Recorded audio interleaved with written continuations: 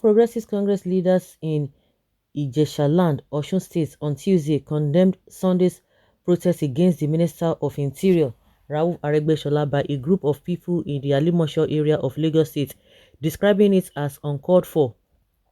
Staging a protest of a small crowd in Ilesha, the group led by the chairman of the Osun Progressives, Mr. Lowo Adebiyi, said since Muslims were not buried with coffins, those who carried mocked coffins of Aregbesola only celebrated their own funeral. The protesters, who carried placards with inscriptions such as Ogbeni Aregbesola is a patriot, meet Ogbeni Aregbesola and win election, and we identify with Aregbesola and celebrate him, among others, also called for immediate end to attacks on the minister. Speaking on behalf of the protesters, a former chairman Ilesha West Local Government Council, Mr. Aziz Adeshiji, said the Alimosho area of Lagos was difficult for the progressives to penetrate before the coming of Aregbesola. He added that it was Aregbesola that used political tactics to assist the progressives to make inroads in the politics of the area and win followership. Adeshiji stated, Aregbesola is not a local leader, he's a federal minister holding a very key position and nobody can force him out of the APC. He's a prime mover. Nobody on earth can force him out. Aregbesola is a Muslim, and have you ever seen a staunch Muslim buried in a coffin?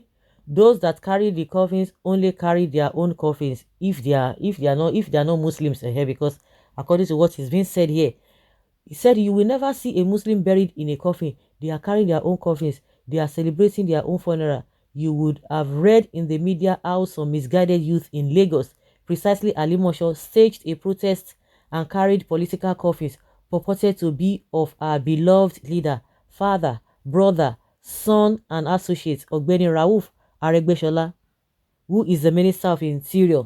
As you all know, he began his political career in Alimosho, Lagos, under the leadership of the late Dapo Sarumi, where he met Asiwaju Bola Ahmed Tinubu in 1991, while Aregbesola was a House of Representatives aspirant. Asiwaju was contesting for the Senate. Aregbesola lost the SDP primary by 1 vote. Asiwaju, who was just cutting his political teeth then, approached him to help with the Alimosho vote in the Lagos West primaries, which he did, enabling him to become the candidate of the SDP, and eventually won the election. At the rerun of civil democratic rule in 1999, Asiwaju, being fully convinced that Aregbesola was the man he needed, asked him to head his governorship campaign. Aregbesola dexterously won him the Alliance for Democracy primary and governorship election against the candidature of the very formidable Chief Funsho Williams and opposition of some powerful Afenifere chieftains. Aregbesola's political stock continues to rise beyond Alimosho, covering Lagos State and beyond, culminating in his election as governor of his home state, Osun, where he served 2 terms. His re-election in 2014, you will recall, was epochal. He contested against a formidable PDP candidate. Okay, who now made who? Because from this little narration, you get to know that, it is the other way around. When they say, oh, Tinubu made this, Tinubu made this, Tinubu made this. I don't know whether you have listened to some of these Afenifere leaders. They will come and tell you that they helped Tinubu becoming president. This one say, oh, Tinubu becoming the governor. All of them in one way or the other. So I don't think solely Tinubu can say, oh, yes, I helped this one, I helped that one, I brought this one to limelight. But they had already, from what they have said, or they already helped themselves at the grassroots. So, maybe fortunately, unfortunately, the other is now more whatever. And now what people can see now is that, oh, he made this one, he made that one. But that being said, at the end of the day, the unfortunate thing there is that they said Aregbesola used some tactical whatever. When you hear, look at that tactical, it's loaded. You know, the antecedent of all these politicians, he say use tactical whatever.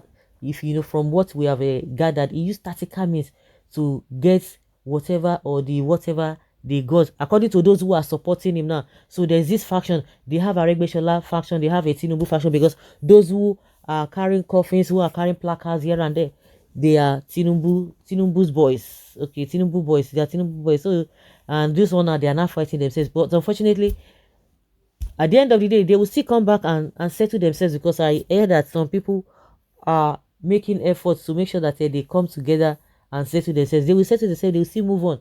But when things were going on fine for them, nobody was there. Nobody was there. All of them, everybody just forming caucus. Everybody just forming their own this thing, just to get a relevance and get what they want, not because of the people. The man that thrown Osun civil servants to penury, that is Aregbesola, is being paid now for the sin. Evil and good are inevitable in life. Let Aregbesola stay away from evil. Lovers of Aregbesola, especially his advisor, need to work on his style, pronouncement, and correction of some errors and commission or omission. Befriend all estranged old friends and colleagues. Baba half salary. Do you know how many homes it affected when he ran a lone government? No commissioners, no SA, merging school, turned Osun State to State of Osun. Where he serves 2 terms or where he ruled 2 terms. Please stop using the word save for Nigeria politicians. They rude not they rude not, they don't serve anything. I come in peace. Aregbe is a tree planted by God Almighty. Even their paymaster cannot do anything for him. They submitted 2 other names to Mr. President for ministerial appointments. Buhari declined and chose Aregbe. If it is left to them, Aregbe will be on relegation by now, working for their presidency mission. Nigeria belongs to all. Don't be someone's slave, all in the name of money or politics. God day. All of them, no, that is the same. We don't know what is going to clean this country. We don't know what is going to clean this country. People are coming out. People that, in fact, it's so annoying. I don't understand. They will tell you, oh, youth are not doing this, youth are not doing that. We have a people like Showore that came out.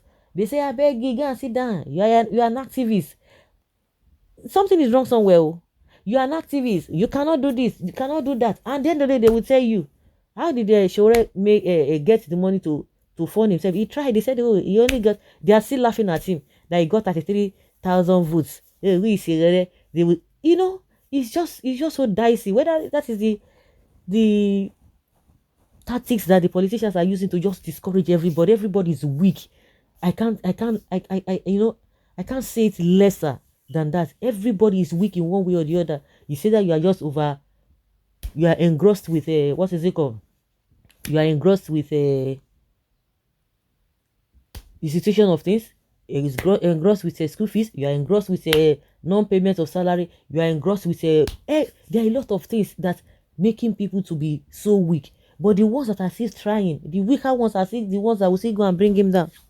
And that is why you see that all these politicians are thriving. You have a lot of people who do not even believe in themselves, because they have looked at everything from all angles. No way forward. No way forward. So these guys are now fighting themselves now. When the going was going good, nobody heard them. But now they want to get the sympathy of the masses. If you continue to follow them at your own peril. So guys, leave your comment down there below and let's have your take.